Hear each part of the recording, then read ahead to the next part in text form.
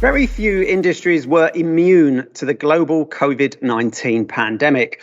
While mobile technology served as a lifeline for countries that went into lockdown, the roaming sector was hit hard with travel curbs, and it could take years for roaming revenues to return to pre-COVID levels. A new radar report from the GSMA intelligence team has analysed how the traditional roaming business model is going to change and highlights the opportunities out there for those willing to make these changes. Well, with me today to discuss some of the key findings from the report are Howard Stevens, CEO of TOMIA, and Tim Hatt, Head of Research and Consulting at GSMA Intelligence. First up, Howard heads up a company that has 30 years of leadership in roaming and interconnect and serves over 400 operators and carriers globally. TOMIA offers automated clearing and settlement solutions and real-time network value-added services. Welcome, Howard. Good morning. Very nice to be with you. Thanks for joining us, Howard. Tim, great to see you too. Tim is a familiar face from GSMA Intelligence for our Mobile World Live viewers, and he's also author of the report. Tim, thanks for joining us. Great to be here, Justin. Thank you. Tim, let's start with you. An interesting area of focus for the report is really how much potential there is for the roaming market in B2B verticals. So which industries do you think are the most likely buyers?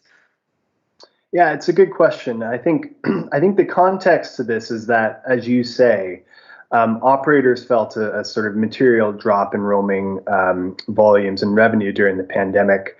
And, we think that was probably between 10 and 20%.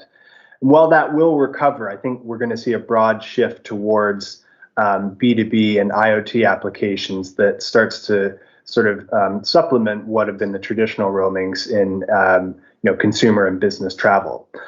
Within IoT, we see the most promising verticals really in the automotive sector, in the haulage area, and indeed some parts of healthcare where there are multinational operations happening. And this really comes down to the need for roaming solutions to allow cross-border travel seamlessly.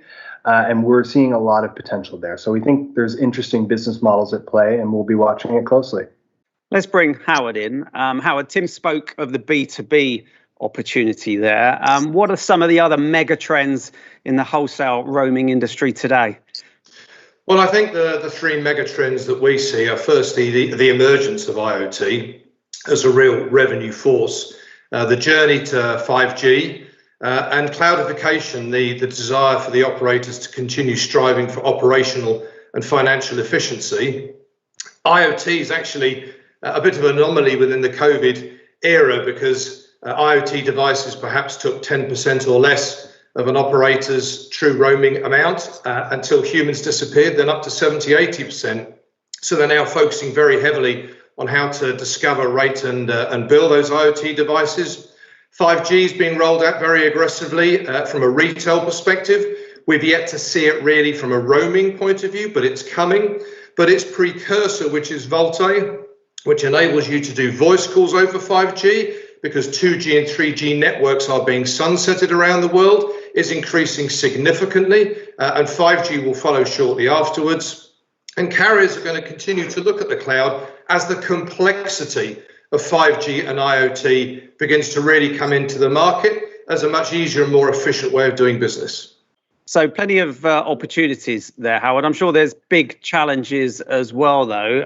Talk us through some of those. Well, I think at the broadest level, the two biggest challenges that we see, particularly post-COVID, one is just the general attitude of the carrier market space. The carriers have to go from cost control, which of course we can completely understand in the current world we live in, back into a competitive mode. So competing for us human roamers as we get on planes and go on our holidays and go to business meetings, but more importantly, competing for the enterprise IoT sector as it begins to boom, which we're now beginning to see. All major enterprises are going to require some form of global solution, either for their human roamers or for their IoT devices. And carriers are going to need to provide a value-added and high-quality solution to bring all of that together. And secondly, I think it's the overall complexity. So when you look at what we're seeing in the market, as was discussed a minute ago around vehicles, shipping containers, solar panels, everything having something in it with regards to SIMs. Carriers are going to go from 400 to 600 agreements to maybe tens of thousands to manage, and a small number of parameters, voice, data, SMS, adding now on latency, optimization, bandwidth. So the complexity goes up significantly. Tim, just very briefly, does that align with what you're seeing in the market as well? Very much so.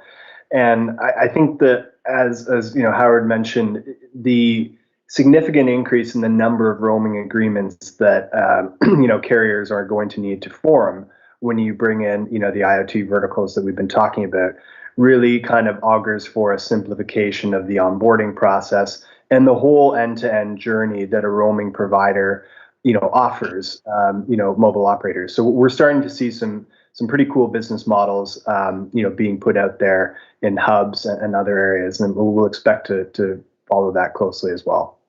Howard, where does TOMIA fit into this? I mean, what are you doing to support operators who want to benefit from some of the opportunities that you've just outlined? Yeah, well, we're working very hard with our customers to help with the automation and simplification process across the whole roaming lifecycle to ensure that they can maximize on the revenue and margin that these new business streams are going to bring to them. We're working individually across the components of IoT, discovery, rating and billing, as an example with the new BCE billing standard. But it becomes a bit more of a holistic journey when you think that you've got your network roaming components and your clearing side, and you've got to combine these things together, getting insights from both.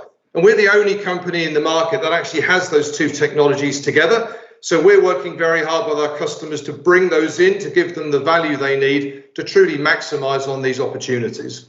And how's the company going to evolve too, Howard? I mean, what are your strategic priorities for, say, the next 18 months? Well, 18 months, it's pretty simple. It's effectively enabling our customers to do what we've just talked through, because I think VoLTE, IoT, the emergence of 5G is probably going to take 6 to 18 months to really kick in. But beyond that, it's working with our key customers to ensure that all the new 5G use cases are fully maximized. And as we see the market evolve, to ensure that we're working with them to help them maximize on whatever's to come beyond the 18-month timeframe. Gentlemen, thank you very much for sharing your thoughts and expectations for the roaming industry in a post-COVID-19 world. For those looking to download the report and find out all about it in great detail, the Radar report is available at both GSMAintelligence.com and TOMIAglobal.com. Howard, Tim, thanks very much for joining us.